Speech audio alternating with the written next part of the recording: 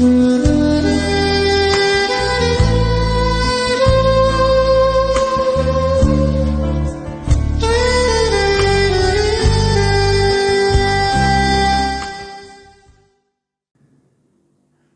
dia a todos. Espero que esta semana tenha sido uma semana tranquila e de muita paz para a vida de vocês. Estamos iniciando mais uma escola dominical.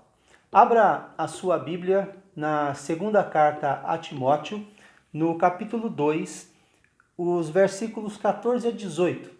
É uma leitura devocional. Recomenda estas coisas. Dá testemunho solene a todos perante Deus, para que evitem contendas de palavras, que para nada aproveitam, exceto para a subversão dos ouvintes. Procura apresentar-te a Deus aprovado, como obreiro que não tem do que se envergonhar, que maneja bem a palavra da verdade. Evita igualmente os falatórios inúteis e profanos, pois os que deles usam passarão a impiedade ainda maior. Além disso, a linguagem deles corrói como câncer, entre os quais se incluem Himeneu e Fileto. Estes se desviaram da verdade, asseverando que a ressurreição já se realizou, e estão pervertendo a fé a alguns. Feche os seus olhos, vamos passar alguns instantes orando ao nosso Deus.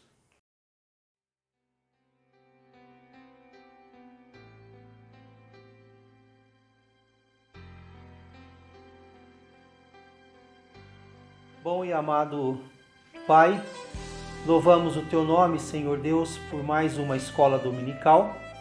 Louvamos o Teu nome, Senhor Deus, porque a Tua igreja se reúne, a Tua igreja procura estudar a Tua palavra e queremos, Senhor Deus, rogar que o Senhor nos ajude nesse instante para que tenhamos os nossos corações edificados e fortalecidos na Tua palavra, entendendo, Senhor Deus, os Teus planos e os Teus propósitos. Obrigado por mais uma semana abençoada que o Senhor nos deu, preservando a nossa saúde, suprindo as nossas necessidades.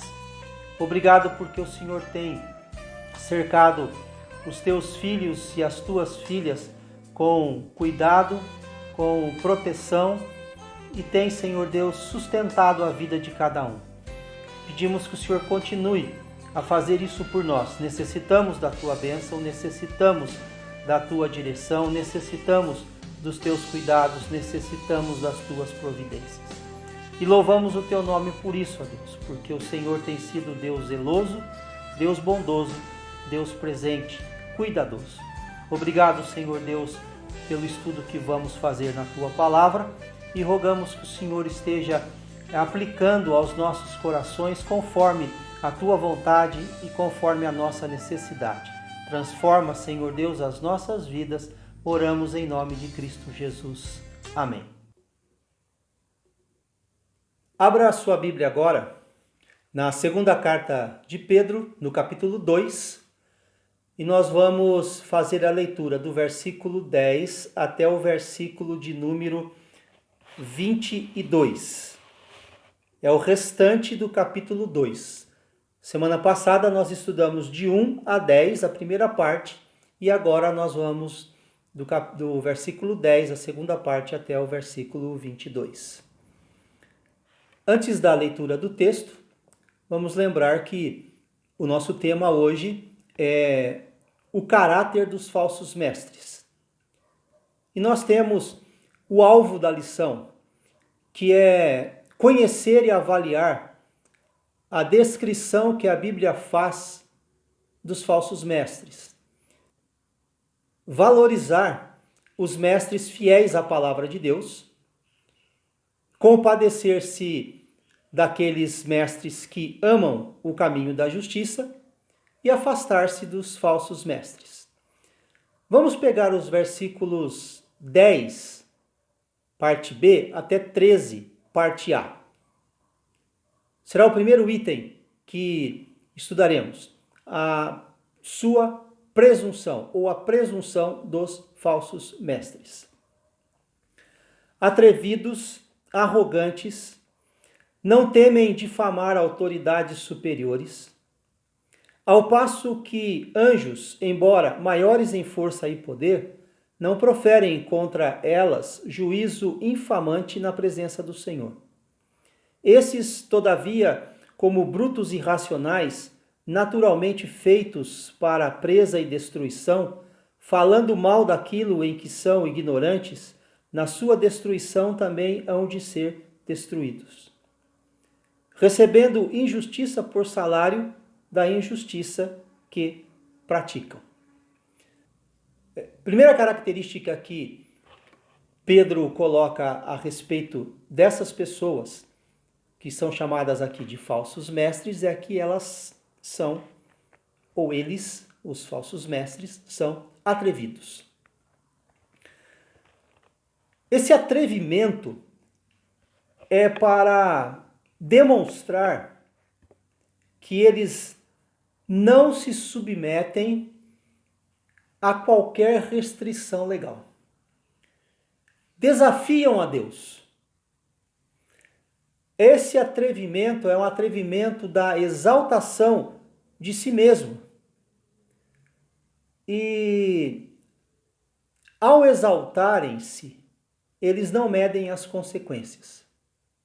Nós vemos dois exemplos na Bíblia dessas pessoas atrevidas, né, que se exaltaram, achando que pela posição que ocupavam, significavam ser alguma coisa e se sentiam acima dos outros. O primeiro exemplo, a primeira pessoa, Nabucodonosor, que viveu aquela experiência de ser transformado ou viver como um animal. A segunda pessoa, o segundo exemplo, é o rei Herodes, que sai para falar com as pessoas e as pessoas começam a aclamar, dizendo que ele tinha voz de Deus e não de homem. E ele reconhece isso como sendo um elogio à sua própria pessoa e aceita essa condição de ser colocado no lugar de Deus, e o texto diz que ele caiu morto, comido por vermes. Isso é o registro desses dois exemplos. O primeiro de Nabucodonosor, Daniel 4, versículo 30 a 33, e o registro da história de Herodes, Atos 12, 21 a 23. Atrevidos. A segunda característica que o apóstolo Pedro coloca, né, do caráter do falso mestre, é que eles são arrogantes. Estão determinados a seguir o seu próprio caminho.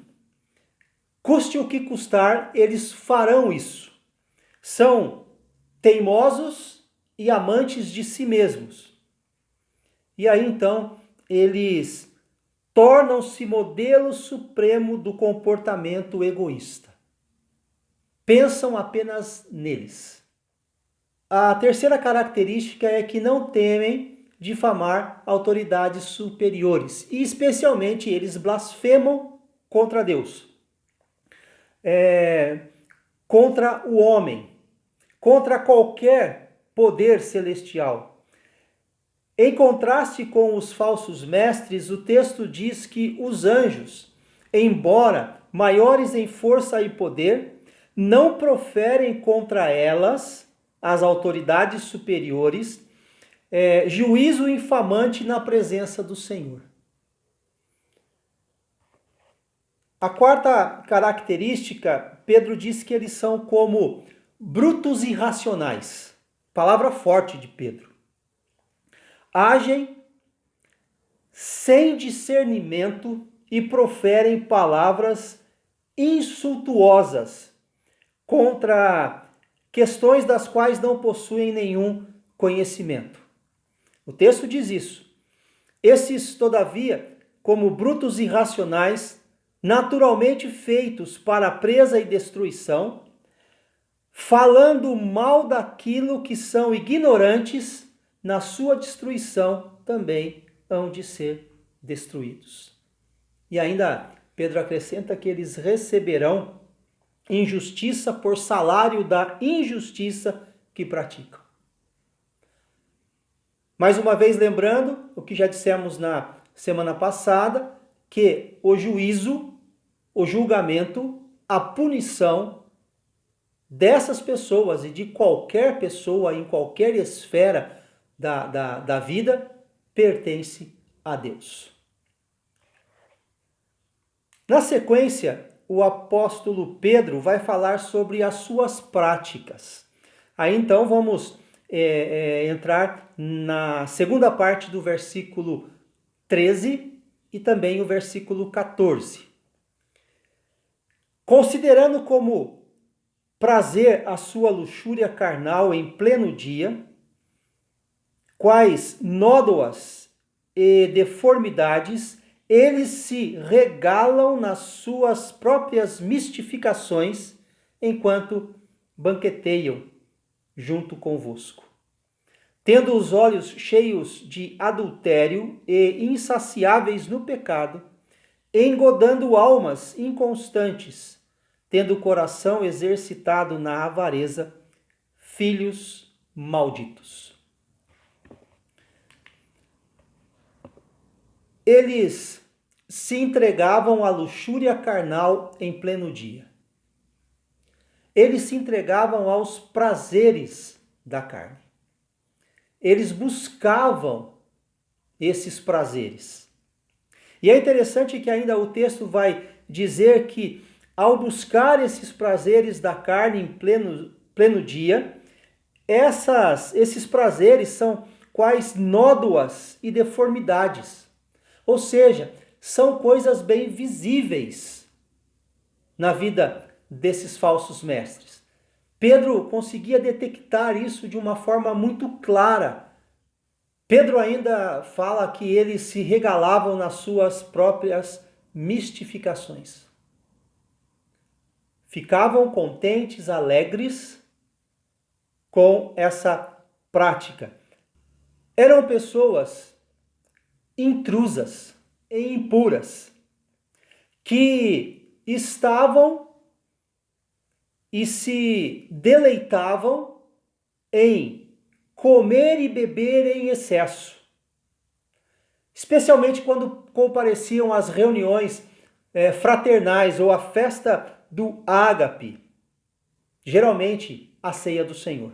O significado dessa reunião, desse encontro, a comunhão que ali eles promoviam, perdia o significado dessa reunião, desse encontro de comunhão, e transformavam esse encontro de comunhão em orgia. Bebiam, comiam muito, e aí havia uma libertinagem. Ainda o texto diz que eles tinham os olhos cheios de adultério e insaciáveis no pecado. Versículo 14. Segundo um autor chamado MacDonald, trata-se de descrição de homens que supostamente pregam sermões religiosos, aconselham membros da sua congregação, seus olhos, porém, estão sempre à procura de mulheres com as quais possam cometer adultério. Olhos cheios de adultério e insaciáveis no pecado. E ainda falando sobre as suas práticas, o apóstolo Pedro coloca que eles têm o coração exercitado na avareza. Ainda falando sobre as suas práticas, diz que eles engodam almas inconstantes. Vejam que o engodo a essas almas acontece porque essas almas são inconstantes. Com a aplicação de passagens da Escritura de forma indevida, justificavam o pecado e levavam vítimas ingênuas à sua prática. É interessante o comentário que o autor faz, que eles distorciam o texto bíblico, distorcendo o texto bíblico, eles conduziam pessoas a praticarem esses pecados. Então, aqui nós vemos, pelo menos eu vejo, dois problemas.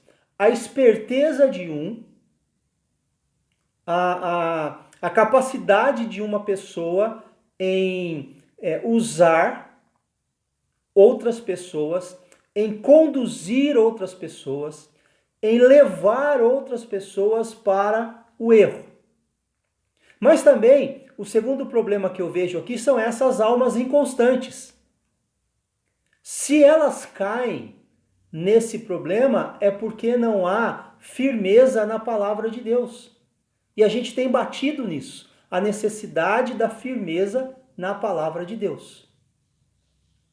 Então nós não podemos simplesmente fazer uma crítica aos falsos mestres, porque se existem falsos mestres, existem aqueles que os escutam.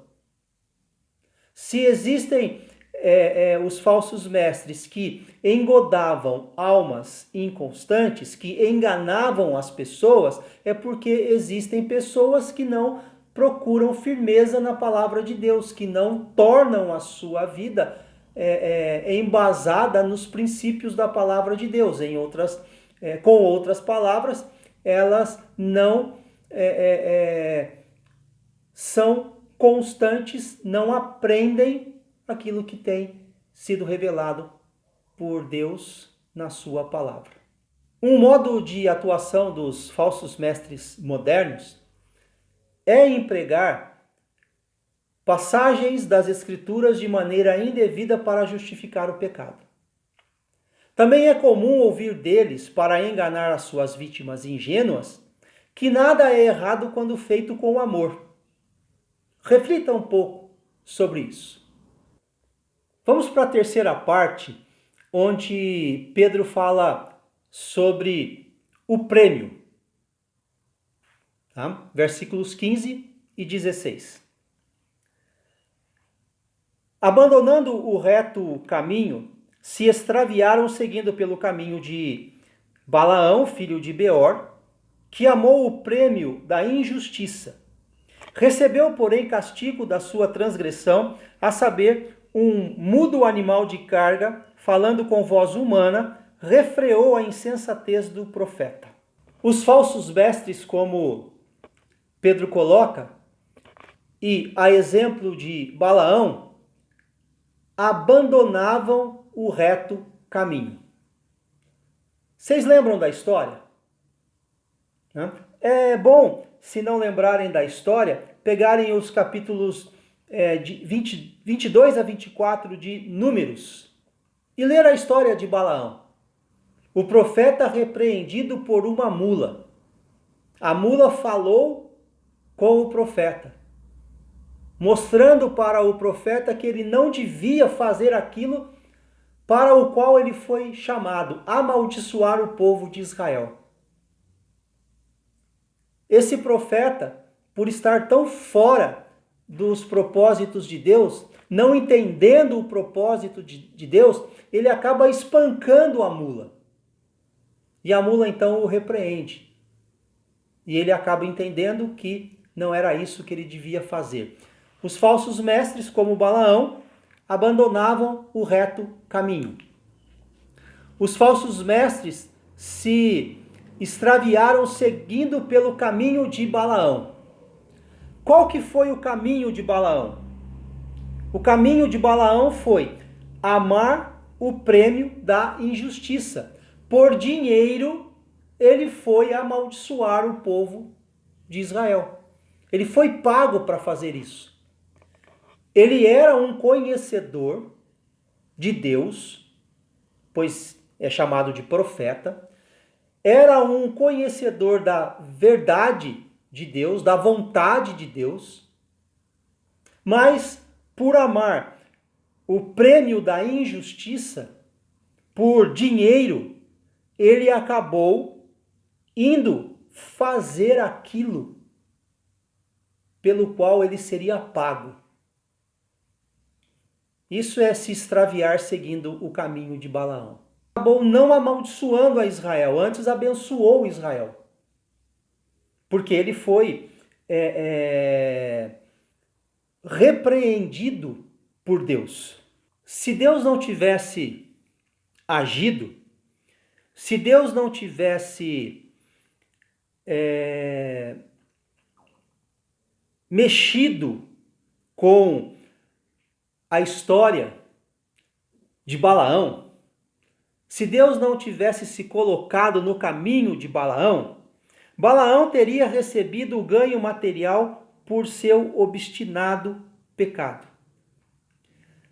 A verdade é o seguinte, Balaque, rei de Moabe, contratou Balaão e Balaão deveria amaldiçoar o povo de Israel.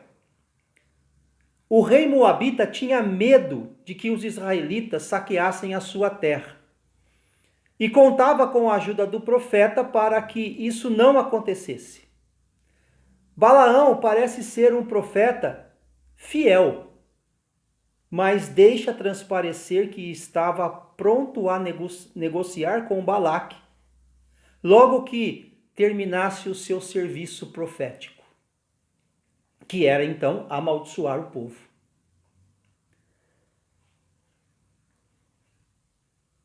Balaão estava desejoso das riquezas.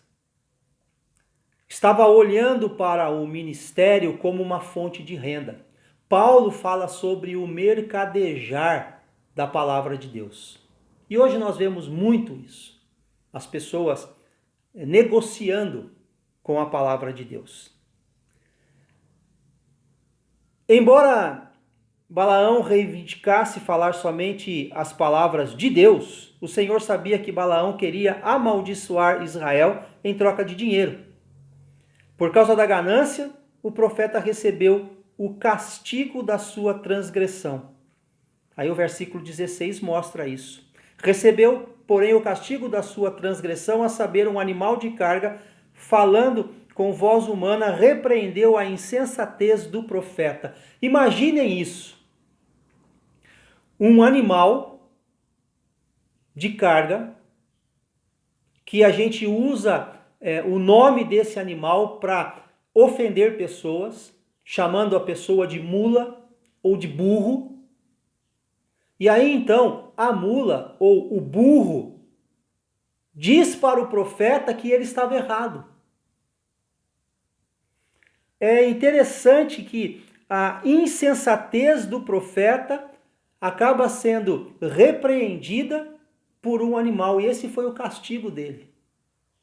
Precisou um animal irracional falar com um ser humano racional para mostrar aquilo que era a vontade de Deus. Esse foi o prêmio do profeta Balaão, ou o seu castigo, a repreensão através de um profeta, o que deve ter causado para Balaão um constrangimento muito grande, uma humilhação muito grande, por ele não ter ouvido a voz de Deus e ter que ouvir a voz de Deus através de um animal. Vamos ver os ensinamentos dos falsos mestres. Versículos 17 a 19. Esses tais são como fontes sem água, como névoas impelidas por temporal. Para eles está reservada a negridão das trevas. Porquanto, proferindo palavras jactanciosas de vaidade, engodam com paixões carnais por suas libertinagens aqueles que estavam prestes a fugir dos que andam no erro, prometendo-lhes liberdade, quando eles mesmos são escravos da corrupção, pois aquele que é vencido fica escravo do vencedor. Estes 3 versículos, eles falam sobre os ensinamentos dos falsos mestres. E primeiro nós começamos a ver que os ensinamentos dos falsos mestres, eles são inconsistentes. Há duas figuras de linguagem aqui no texto que mostram esta inconsistência. Primeiro, o apóstolo Pedro diz que eles são como fonte sem água. Fonte sem água é algo que mostra esterilidade, é algo sem vida. Não consegue saciar a sede. Na comparação, os falsos mestres não conseguem saciar a sede espiritual das pessoas. Depois, eles são também chamados de névoas impelidas por temporal. É como se aparecesse uma neblina, uma névoa, e desse indícios de que a terra seria molhada. E essa névoa, essa neblina, ela acaba sendo empurrada pelo vento para longe e a terra continua árida, a terra continua seca. Também ele chama o ensino dos falsos mestres de arrogantes, ou de um ensino arrogante, pelo fato deles serem arrogantes. O versículo 18 diz assim: porquanto proferindo palavras jactanciosas de vaidade. Seria uma tentativa de mostrar erudição, de mostrar conhecimento. Com a conversa, com a palavra, com a forma de apresentar as coisas, de fazer a colocação de alguns assuntos, eles acabam convencendo a pessoa de que eles estão certos. E aí Pedro, ele fala sobre palavras jactanciosas de vaidade. Com essas palavras, eles engodam com paixões carnais. As pessoas, elas são iludidas, né, por suas libertinagens, e fazem isso àqueles que estavam prestes a fugir dos que andam no erro. Eles são também enganadores. Os versículos 18, parte B, e 19 mostram isso para nós. Por suas libertinagens, aqueles que estavam prestes a fugir dos que andam no erro, prometendo-lhes liberdade quando eles mesmos são escravos da corrupção, pois aquele que é vencido fica escravo do vencedor. Quantas histórias de pessoas que estavam realizando os chamados ministérios, ou um ministério abençoado, e aí descobre que essas pessoas, elas estavam envolvidas em alguns escândalos. E com isso, aquelas pessoas que estavam sendo seus adeptos, seguidores, influenciados por essas pessoas, acabam abandonando a fé. É o que Pedro está dizendo aqui que estava acontecendo na época dele. As pessoas estavam prestes a fugir dos que andam no erro e foram enganados por essas pessoas. Essas pessoas receberam a promessa da liberdade e descobriram que aqueles que prometiam a liberdade eram escravos da própria corrupção, vencidos pelo próprio pecado. Então, os seus ensinamentos eram ensinamentos que enganavam, eram ensinamentos que prometiam liberdade e nada disso acontecia. Os próximos versículos, versículos 20 a 22, falam sobre a contaminação dos falsos mestres. Eles escaparam das contaminações do mundo. Portanto, se depois de terem escapado das contaminações do mundo, mediante o conhecimento do Senhor e Salvador Jesus Cristo, se deixaram enredar de novo e são vencidos, tornou-se o seu último estado pior que o primeiro. Estavam no mundo, como todos nós estávamos, significa distantes do Senhor.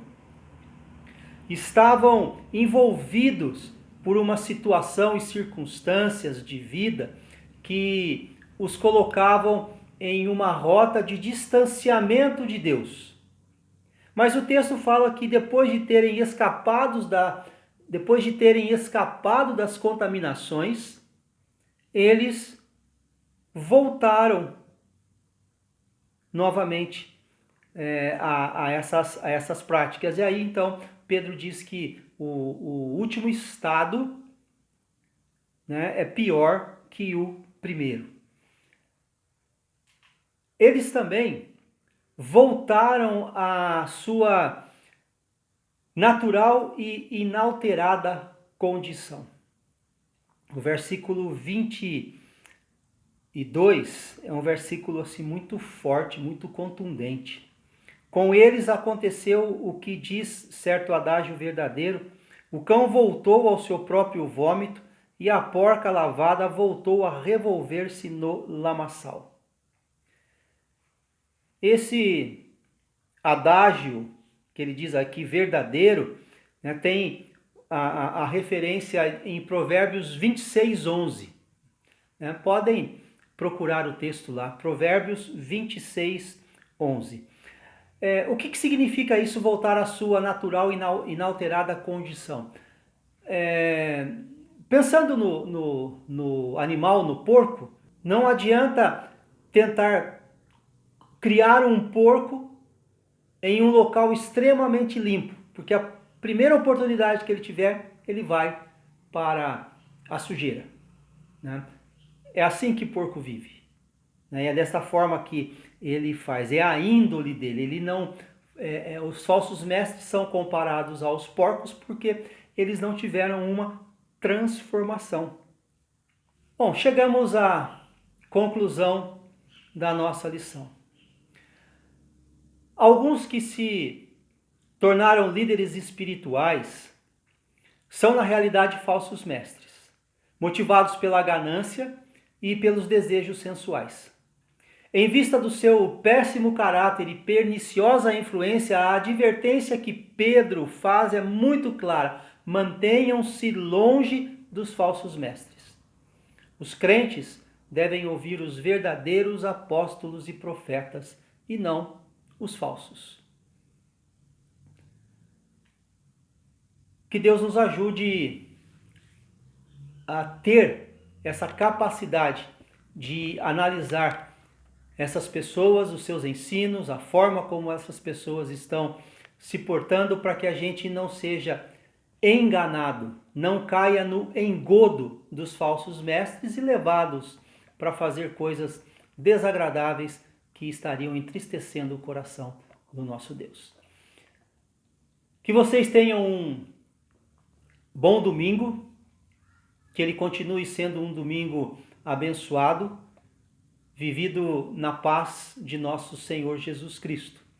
Aguardo vocês logo mais à noite para um culto de adoração e já anunciando que na próxima semana, no próximo domingo, nós vamos entrar no capítulo 3, e o capítulo 3 ele é muito interessante porque ele fala sobre a vinda do Senhor Jesus e o seu significado. Algo que tem sido dito por muitas pessoas hoje em dia, né, que a volta do Senhor está próxima. Vamos estudar isso na semana que vem. Vamos estudar a visão de Pedro sobre a vinda de nosso Senhor e Salvador Jesus Cristo. Deus vos abençoe. Fiquem na paz.